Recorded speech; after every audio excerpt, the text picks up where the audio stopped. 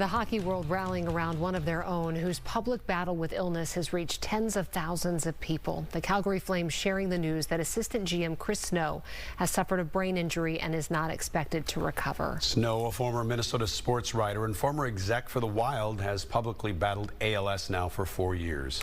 Fox 9's Rose Schmidt telling us about his impact on the sports community and his family's advocacy work.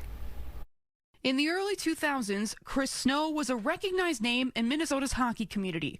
First as a Wild beat writer for the Star Tribune, who was so knowledgeable about the sport, he was hired by the team as director of hockey operations. He went on to the Calgary Flames, becoming assistant GM in 2019. That same year, he was diagnosed with ALS.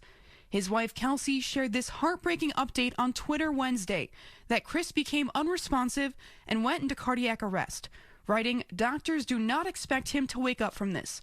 My chest feels cracked open and hollowed out." She says Chris was initially given 6 to 12 months to live, but instead it's been more than 4 years. The 6 to 12 months is a pretty quick prognosis, but unfortunately, the average prognosis is still pretty alarming at 2 to 5 years.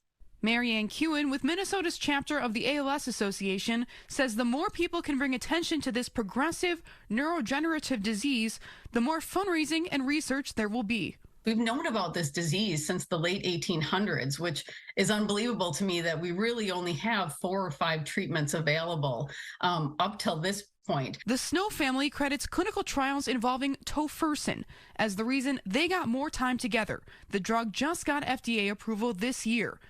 Kewen says it's the first gene-based therapy for ALS, where doctors can identify a specific gene that is malfunctioning in a person's body.